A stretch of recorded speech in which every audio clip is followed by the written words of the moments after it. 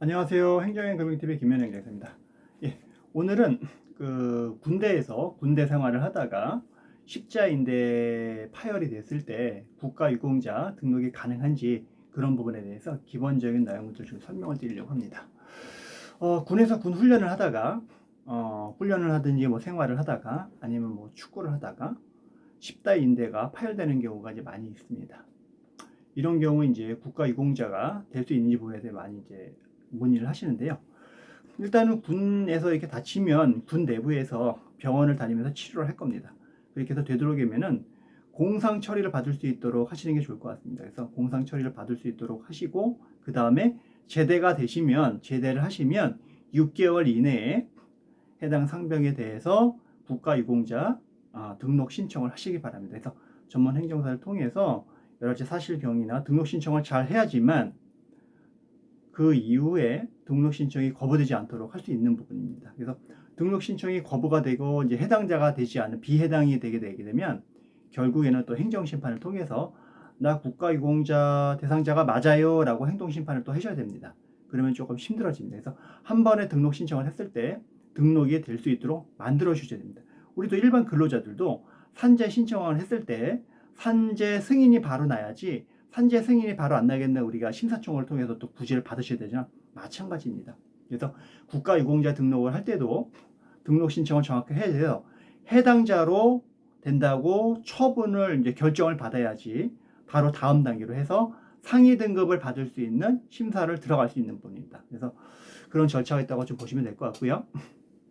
그러면 국가유공자는 보통 전몰군경, 공상군경, 순직공무원, 공상공무원 등이 이제 종류가 있습니다. 그러면 국가유공자 요건의 해당지에 대해서는 구체적인 기준과 범위에 대해서는 관련된 법률, 국가유공자에 관한 법률, 이제 대통령 별표에 다 규정이 되어 있습니다. 그 규정을 간략하게 보면 전투 또는 이에 준하는 직무 수행의 범위, 직무 수행이나 교육 훈련과 국가의 수호, 안전 보장 또는 국민의 생명 재산 보호와 관련된 정도, 또 사망이나 상해를 입게 된 경위 본인의 과실 유무 정도를 통해서 구체적인 기준에 따라서 판단을 하고 있습니다.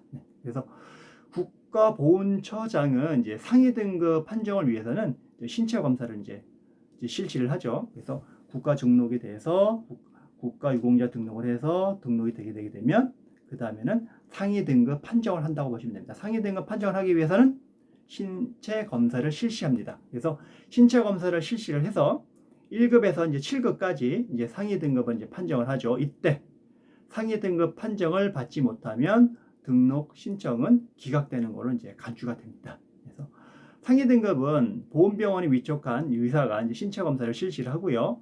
보훈심사위원회에서 의결 절차를 거쳐서 이제 판정하도록 되어 있습니다. 그러면 상위 등급 판정 기준은 어떻게 될까? 이제 관련된 법 시행령 별표 3을 보게 되면은요. 상위 등급에 대한 상위 정도가 나와 있습니다. 우리 산재법에도 이제 산재 등급에 관한 내용이 쭉 나와 있잖아. 마찬가지입니다.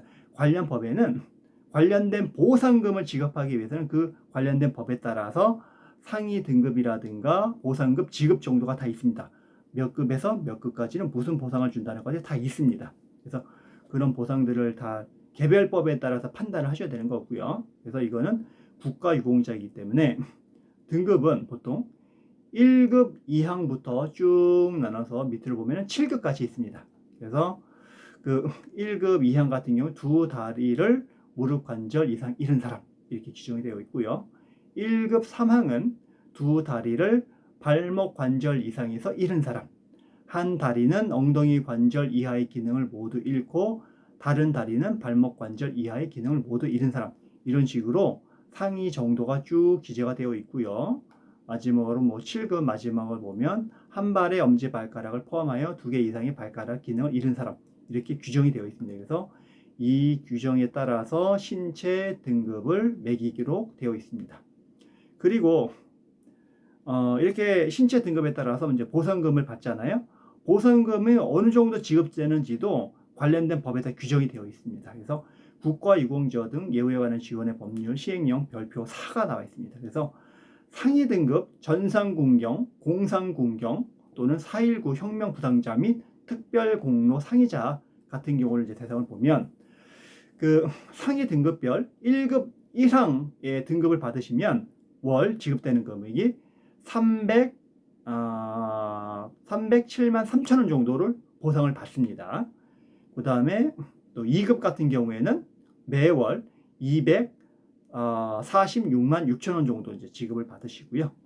마지막으로 제일 밑에 7급을 받으시면은 매월 48만 2천 원을 지급을 받으십니다. 그래서 1급 1항, 1급 2항, 1급 3항부터 2급, 3급, 4급, 5급, 6급 1항, 6급 2항, 6급 3항, 7급 이렇게 규정이 되어 있습니다.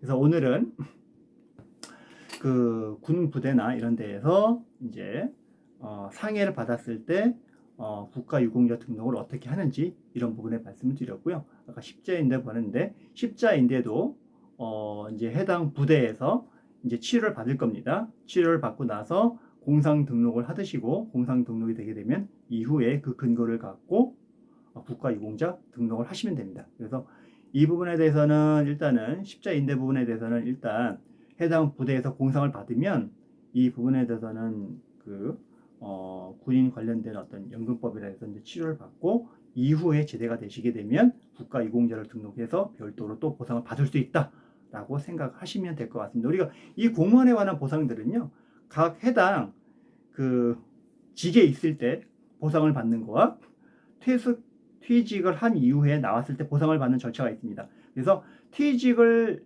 받고 난 이후에는 국가유공자나 보훈 대상자로 지정을 받아서 보상을 받는 거고요.